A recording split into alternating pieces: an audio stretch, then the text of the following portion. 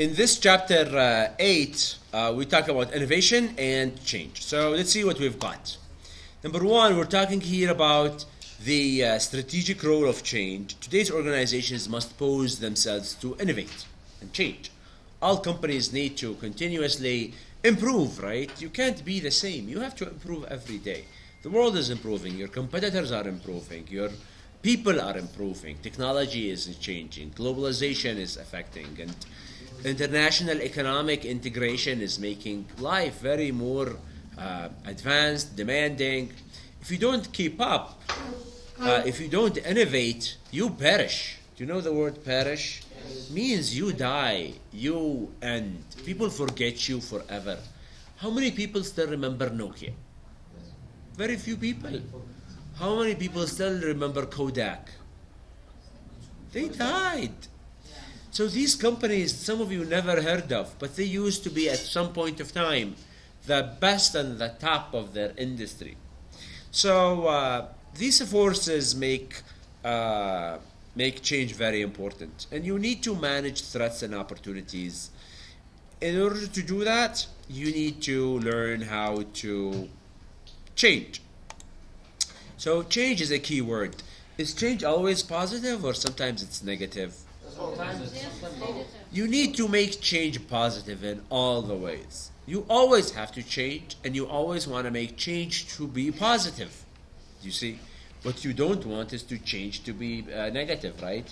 On a personal level, do you guys change your daily habits?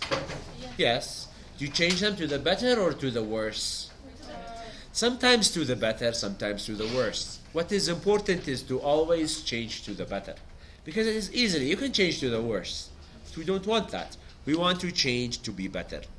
So here we're talking about forces that drive the need for major change, organization change.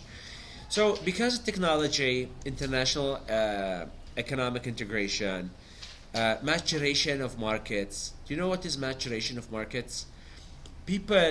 Markets, they mature. Over time, they want better stuff. They want more innovative products and services. Therefore, you have to change to keep up with the customer needs. And we've got a fall of communism and the socialist regimes. Do you guys remember the communist movement? Do you guys remember Aden in year 1990 and before? They had this mentality where the Socialist Party was in control. People have the mentality that you work in a work that is your government. All the people work for the government. The government is the only employer, okay, of the whole society. So all the people, they get their jobs in the government, they get their salaries from the government, and the government will give the people the education. So education is free by the government for the people. Health is by the government for all the people. Food, if you want to eat, if you want to live in a house, everything is by the government. So this has ended. In 1990, there was no more Soviet Union, no more. The communist idea was falling apart. And a lot of countries moved more towards the capitalist. Now, if you look at the capitalist world, it's more based on competition. The government doesn't do much. Private education, private health services, private. And those private, they have an incentive because if they do good service, they can make money. And if they make money, what happens? They will be able to continue doing the service. So the government failed to provide the people with everything because the government can't do much. The government was mainly politicians who run the whole government. But in a capitalist world, we have less involvement of the government in everything. And we've got more to the private sector. And the private sector, they tend to do better because they have incentives. So the idea of following behind incentives. And because you have an incentive, let's say you make a private hospital, you provide good services, you have good doctors, people come to you. You make a better hospital, more customers will come to you now. The same idea here. If you are a customer, you go to a supermarket. There's a bigger supermarket, provide more stuff, better prices, more innovation, you will shift. You go to this better. So if you don't stay on the better, customers will not come to you. Now there are some opportunities and there are some threats. The opportunities says we've got bigger markets today. Now you have a bigger market. Every day people want more, then we've got more customers. We have also fewer barriers. Every day it is easier to do business than the day before. You can get customers if you have good product or service. And there's more international markets. Do you guys know, we did this last year where we're opening this e-lancing or freelancing online. Now, if you have some good talent, you can work online and you can service customers from all over the world. Do you see? So now customers are not those only in your neighborhood, but you can get your customers from all over the world. And there are also at the same time more threats. There are more domestic competition today. And there are a lot of increased speed. You need to be very fast to your market. And there's a big international competition. Do you think CAC can survive if they don't innovate? They will fail, right? They have to continue to innovate, come up with more products to compete the domestic competition, and they need to be very fast to be, so people come to them, and they can now compete with the international market. So more large-scale changes happening in the organizations. Today's companies, they have structure change. So this is their structure. Maybe we change it. You see, here last semester we had to change our structure. We needed to have a full department for online classes. We needed to provide training to our instructors how to use this new Moodle or learning management system. And we also get trainings for students, how to log in, how to get your email activated, and we need to have a strategy change, right? The strategy is no longer, we need to be able to capture, this type of new market. There's a culture change. We need to have a culture that is more, and you can see that now in Yemen here, we've got this there's a lot of government. Do you remember 10 years ago, you have to have official paper. And you need to have a signature. You need to have a stamp. This was 100% mandatory. And then people started to use emails. Is email official? Can you take this as enough evidence for your, official work? People says no. Then after a while, they started to say, okay, email, because email are more efficient. Email, you send them, they reach you immediately, it's timely, you see, now we accept emails. Now, do you accept a WhatsApp message as an order? If a customer comes to you, send you a WhatsApp message, will you accept it as an order? Yes. Or you will say, no, I want a paper and I need to sign your signature and your stamp.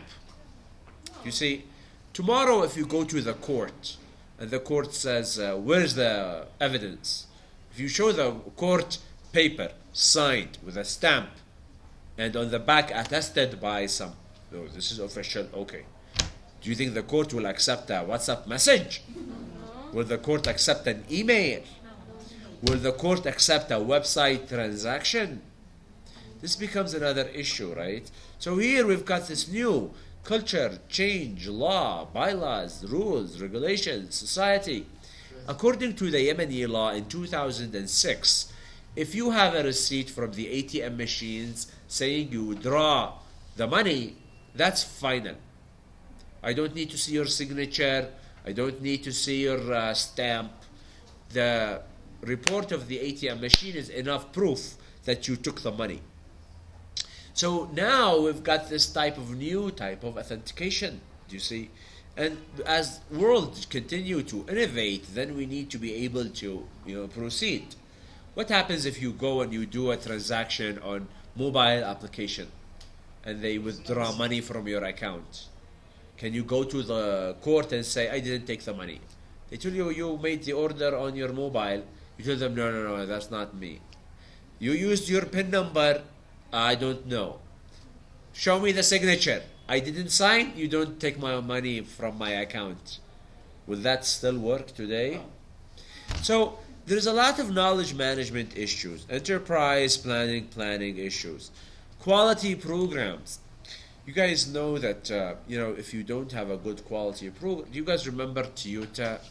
Toyota, like 4 years ago, they had this big problem where they had a big problem. They made a recall. Yes, You guys remember the recall? The brakes. The brakes didn't work. Never. So they manufactured cars, and then there was a big. They had to withdraw all the cars. They need to go through a big incentive quality program to maintain their reputation. What happens when you lose your reputation? That's very bad. We have a lot of mergers, joint ventures. Why do we have Siemens and Fujitsu together? Why Sony and Ericsson got together? Why HP and Compaq decided to come together? Why?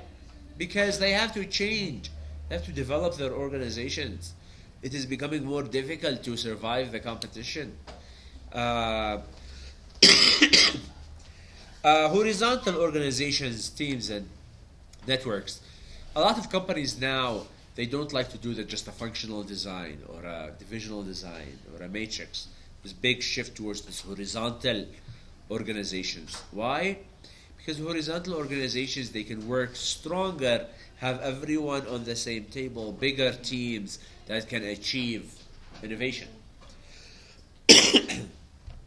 There are lots of new technologies, products, new business processes, e-business, learning organizations. So these are all concepts that are driving the need for major change. Are you guys okay with this? How many people feel that they need to change their life? That's good. How many people say no? We're great. There is no need for change. We're happy the way we are. Now the idea is everyone need to continue to change for the positive. Because if you stay the way you are, you will start to go down. Do you see? So you need to innovate, otherwise you perish. You see? So that's what this says. Strategic types of change.